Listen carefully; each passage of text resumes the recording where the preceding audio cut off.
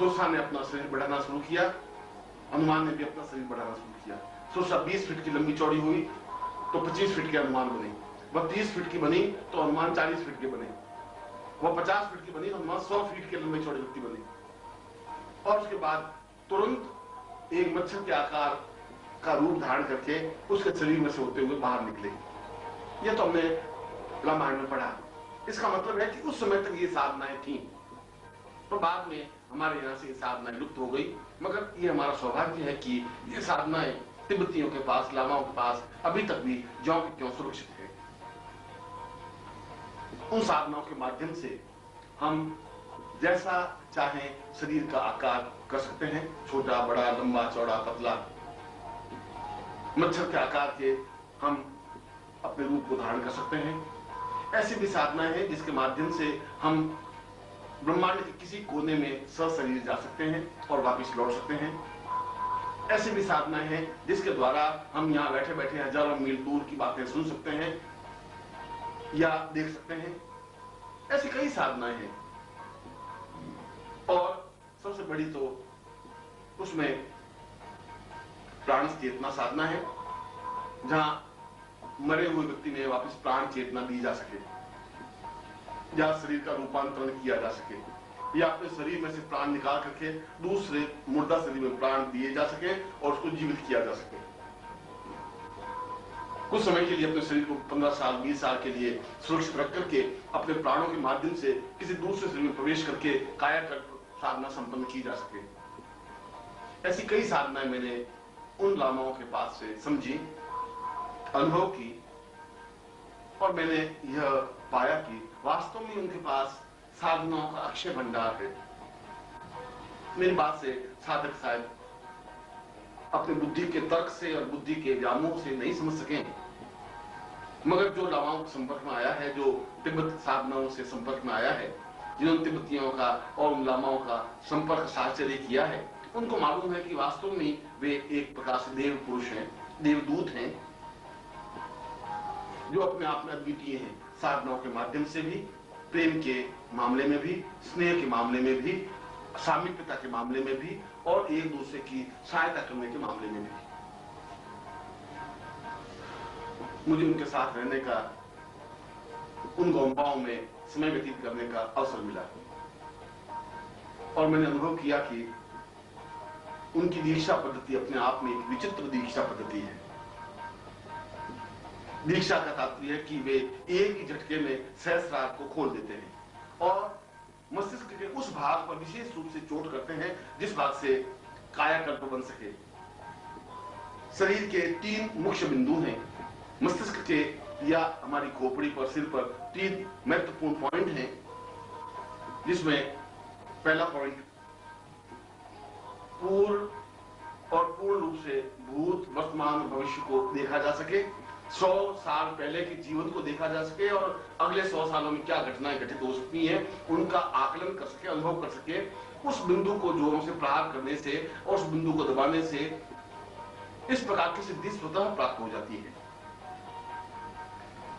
मस्तिष्क का दूसरा भाग या दूसरी एक नाड़ी, चेतना नाड़ी कही जाती है, उस पर प्रहार करने से स्वतः कायाकल्प हो जाता है और एक वृद्ध व्यक्ति भी अपने आप में तरुण, यौवनवान, स्फूर्तिवान, चैतन्य बन जाता है। और तीसरी नाड़ी को दबाने से, उस पर प्रहार करने से असीम सिद्धियों को सीखने की क्षमता और सफलता की स्थिति अपने आप बन जाती है। इन तीनों बिंदुओं को दबा करके ही वे दीक्षा प्रदान करते हैं। यदि किसी को दीक्षा देते हैं तो इसको गोम्पा दीक्षा कहा जाता है। और इस गोम्पा दीक्षा में एक सोने की कील या चांदी की कील लेकर के या पतला सा तार लेकर के विशेष मंत्रों से सिद्ध करके मस्तिष्क के एक विशेष भाग में पत्थर से ठोक करके उस खोपड़ी में उसको जमा देते हैं, बिठा देते हैं। जिस प्रकार से एक लकड़ी में लोहे की कील को फंसा देते हैं, ठीक उसी प्रकार से उस मस्तिष्क में उन तीनों बिंदुओं पर 3 कीलें जमा देते हैं। यद्यपि वे कील, जिसको मैं चांदी की या सोने की कील कहता हूं, वे एक सूत या 2 सूत से ज्यादा मोटी नहीं होती, मगर वे किले उन नाड़ियों पर इस प्रकार से केंद्रित करते हैं कि ये साधनाएं स्वतः उनके जीवन में प्राप्त हो जाती है और वो अपने आप में सिद्ध होने का प्रारंभिक चरण प्राप्त कर लेता है। लगभग 14 दिन तक ये साधना प्रारंभ होती है, संपन्न होती है और 14 दिनों में जाकर के वह दीक्षा पूर्ण होती है। मगर इन 14 दिनों में उस साधक को जो अनुभव होते हैं, जो सिद्धियां प्राप्त होती हैं, जो विचित्रताएं प्राप्त होती हैं, जिनके माध्यम से वो सफलताएं प्राप्त करता है, वो अपने आप में अद्वितीय होती हैं। वास्तव में जिसका सौभाग्य होता है, जो जीवन में सफल प्राप्ति का आकांक्षी होता है, जिसके भाग्य उदय होते हैं, वे ही उन गोंपाओं के, उन लामाओं के संपर्क में आता है और ये उसका वास्तव में अहोभाग होता है कि वे लामा उनको इस प्रकार की दीक्षा प्रदान करें। इस दीक्षा के माध्यम से जहां उसकी चेतना जागृत होती है, इस दीक्षा के माध्यम से जहां उसका भूत, भविष्य, वर्तमान अपने आप में स्पष्ट हो जाता है और इस दीक्षा के माध्यम से जहां उसका कायाकल्प हो जाता है, उसमें साधना में बैठने की और लंबे समय तक बैठ करके साधना संपन्न करने की स्थिति प्राप्त हो जाती है और एक प्रकार से देखा जाए तो सारा शरीर अपने आप में चैतन्य, ऊर्जावान, स्फूर्तिवान बन जाता है। इस शरीर में ऊर्ज प्रवाह होने लग जाता है। ऐसा लगता है कि उमंग, ऊर्ज, जोश का एक समुद्र है जो उसके शरीर में ठाठे मार रहा है और उसके माध्यम से वह कठिन से कठिन साधनाओं को भी संपन्न करने की क्रिया सीख लेता है। ये मेरे जीवन का सौभाग्य था कि मुझे इस स्थिति से निकलना पड़ा। ये मेरे जीवन का सौभाग्य था कि मुझे इस प्रकार की दीक्षा प्राप्त हुई और मैं आज भी उन लामा गुरु का आभारी हूं, कृतज्ञ हूं कि उन्होंने उस प्रकार की सिद्धि, इस प्रकार की साधना, इस प्रकार की दीक्षा मुझे प्रदान की, जिसके माध्यम से मैं उन सिद्धियों को सीख सका, समझ सका, जो मेरे जीवन का अपने आप में हेतु था और जिसको मैंने पुराणों में, वेदों में और शास्त्रों में पढ़ा था, पर मुझे विश्वास नहीं था कि ये साधनाएं आज भी जीवित हो सकती हैं। परंतु जब मैंने उन लामाओं को देखा कि एक पहाड़ से दूसरे स्थान पर वे बिना रुके दौड़ते हुए चले जाते हैं, बर्फ उनका कुछ भी तकलीफ नहीं देती, उनके लिए बाधाएं पैदा नहीं करती, पहाड़ के बड़े बड़े पत्थर उसको किसी प्रकार की तकलीफ नहीं दे सकते, खाइयां उनके लिए उस प्रकार से फलांग जाते हैं जिस प्रकार से हम छोटे से तिनके को फलांगते हैं, तो देख करके आश्चर्य होता है। और जब वे एक स्थान से दूसरे स्थान पर कुछ सेकंडों में वायु वेग से चले जाते हैं, आ जाते हैं, तब भी हम दांतों से उंगली दबा देते हैं कि वास्तव में आज के युग में भी इस प्रकार की साधनाएं हैं। ये तो कभी कोई ऐसा शिष्य प्राप्त हो जिसमें इस प्रकार की जबरदस्त चाह हो, इच्छा हो। यह शायद मेरे जीवन में ऐसा भाग्य नहीं है, या शायद मेरे जीवन में अभी ऐसा कोई शिष्य प्राप्त नहीं हो सका है जिसमें ऐसी उत्कट चाह हो कि वह इस प्रकार की लामाओं की साधना को सीखने की कोशिश करे, वो आए, इस प्रकार की दीक्षा प्राप्त करे और उन लामाओं के मंत्रों के माध्यम से, उन गोंपाओं के मंत्रों के माध्यम से उन विशिष्ट साधनाओं को, सिद्धियों को सीखे और जीवित जागृत व्यक्तित्व बन सके, पुस्तक बन सके, जिसके माध्यम से यह पुस्तक, ये ग्रंथ, ये साधना जीवित रह सके। पर मुझे विश्वास है कि मेरे जीवन काल में ही ऐसा कोई न कोई शिष्य तो अवश्य प्राप्त होगा ही, जिसमें ऐसी चाह होगी, ऐसी इच्छा होगी, ऐसी उत्कट विचार चिंतन होगा और जो अपना समय, अपना जीवन समर्पित करता हुआ इन साधनों को सीखने की क्रिया संपन्न करेगा। मैं अपने जीवन की इन घटनाओं की गहराई में नहीं जाकर या लामाओं के साथ उन गोंपाओं में किस प्रकार का मुझे आनंददायक जीवन व्यतीत करने का अवसर मिला, मेरे जीवन की उन घटनाओं को यहां स्पष्ट करने का समय नहीं है।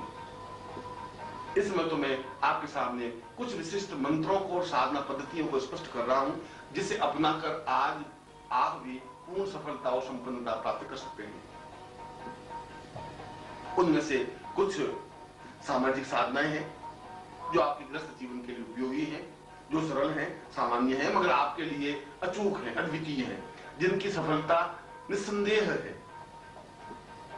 और कुछ विशिष्ट साधनाओं को भी मैं आपके सामने स्पष्ट करूंगा, जिसके माध्यम से आप में एक चाह पैदा हो सके, उत्कट इच्छा पैदा हो सके, आगे बढ़ने की भावना बन सके और आप उन साधनाओं को संपन्न कर सकें जिन साधनाओं के माध्यम से आप एक अद्वितीय योग पुरुष बन सकें। पहले मैं गृहस्थ जीवन से संबंधित साधनाओं को आपके सामने स्पष्ट कर रहा हूं। इन साधनाओं में 3 बातों की विशेष आवश्यकता होती है।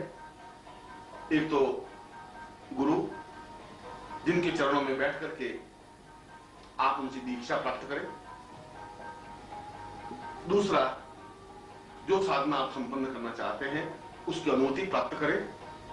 और तीसरा, आपके पास सही प्रकार से उपकरण और माला या साधन हो जिसके वजह से आप पूर्ण सफलता प्राप्त कर सकें।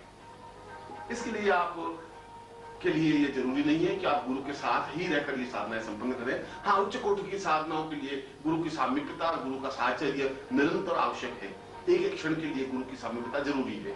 मगर सामान्य साधनाओं के लिए, जो कि आपके लिए विशिष्ट हैं, जिन साधनाओं को मैं सामान्य कहता हूं वे अपने आप में अद्वितीय हैं। यदि धन वर्षा या लक्ष्मी प्राप्ति की साधना है तो अपने आप में श्रेष्ठ साधना है। वे साधनाएं आप अपने घर में बैठ करके भी संपन्न कर सकते हैं। इसीलिए मैं इस प्रवचन में उन साधनाओं को प्रामाणिकता के साथ तिब्बती साधना के मूल में आपको स्पष्ट कर रहा हूं, जिसे आप अपनाकर इन साधनाओं को पूर्णता प्राप्त कर सकते हैं। सबसे पहले तो मैं पूर्ण देह या पूर्ण आयु प्राप्ति की साधना को स्पष्ट कर रहा हूं। यह साधना ऐसी है जिसके माध्यम से हम अकाल मृत्यु को प्राप्त नहीं होते। यह साधना ऐसी है जिसमें किसी प्रकार से एक्सीडेंट होने का चांस नहीं रहता। यह साधना ऐसी है कि हमें किसी प्रकार की जीवन के मध्यकाल में मृत्यु नहीं हो पाती। हम पूर्ण आयु प्राप्त कर पाते हैं, या यूं कहें कि मनोवांछित आयु प्राप्त कर पाते हैं। हम यदि 80 साल जिंदा रहना चाहें, 90 साल जिंदा रहना चाहें, 100 साल इससे ज्यादा भी जीवित रहना चाहें, तो इस साधना के माध्यम से वह संभव है। इसको इच्छा मृत्यु साधना भी कहा जाता है। इसलिए इस साधना को पूर्ण चैतन्य साधना भी कहा जाता है, जो कि तिब्बती साधना है। तिब्बती साधना का एक प्रकार है। यह जीवन में अत्यंत जरूरी है, क्योंकि जब इस साधना को संपन्न करते हैं तो हम अगर कार चला रहे हैं कहीं सड़क पर, और यदि 2 मिनट बाद कोई खतरा आने वाला है, एक्सीडेंट होने वाला है, तो 2 मिनट या 5 मिनट पहले ही हमारे कानों में जोरों से ध्वनि आने लग जाएगी कि एक्सीडेंट होने वाला है, इस प्रकार के एक्सीडेंट होगी। हमारे आंखों के सामने वह चित्र बिल्कुल स्पष्ट आ जाएगा कि सामने से ट्रक आ रहा है, हमारी गाड़ी उससे जाकर टकरा रही है और हमारी मृत्यु हो रही है। और यदि चाहते नहीं चाहते हमारे हाथ अपने आप रुक जाएंगे, सड़क के किनारे हम खड़े हो जाएंगे। उस स्पॉट पर, उस स्थल पर हम जाएंगे ही नहीं, जिससे कि वह अकाल मृत्यु या मृत्यु की संभावना, दुर्घटना की संभावना बन सके। क्योंकि दुर्घटना के लिए 2 तथ्य जरूरी हैं: निश्चित समय, निश्चित स्थान। दोनों का समन्वय होने से ही दुर्घटना या अकाल मृत्यु या एक्सीडेंट हो सकता है। एक्सीडेंट के लिए यह जरूरी है 3:55 में दुर्घटना होगी, और दूसरा जरूरी है कि इस सड़क के इस स्थान पर यह दुर्घटना होगी। ये दोनों विधाता की तरफ से स्पष्ट होता है। दोनों में से एक भी चीज को हम आगे या पीछे कर दें, यदि उस स्थल पर पहुंचे ही नहीं तो हमारा एक्सीडेंट होगा ही नहीं, फिर अकाल मृत्यु बननी होगी। या उस समय को हम पार कर लें दूसरे स्थान पर, तब भी हमारा एक्सीडेंट नहीं हो सकता। इस साधना की विशेषता यह है कि ऐसी घटना होने के पहले ही 2 या 5 मिनट पहले अपने आप जोरों से कानों में दुनिया लग जाएगी कि तुम्हें रुकना है, एक रुकना है, और तब तक वह दुनिया हमारे कानों में बराबर आती रहेगी जब तक हम कार को खड़ी नहीं करते। या घर में चोरी होने की कोई संभावना हो या कोई परेशानी आने की संभावना हो, तो बार बार कानों में दुनिया आने लग जाएगी। ऐसी संभावना है तो मैं सावधानी बरतनी है, और हम उससे संबंधित सावधानी या सुरक्षा पहले से ही स्पष्ट कर लेते हैं। इसलिए यह जीवन की एक महत्वपूर्ण साधना है जो प्रत्येक साधक को संपन्न करनी चाहिए। इसके लिए 5 बिंदु आवश्यक हैं। साधक इससे संबंधित दीक्षा अपना चित्र भेजकर प्राप्त कर ले, या स्वयं गुरु के चरणों में बैठ करके दीक्षा प्राप्त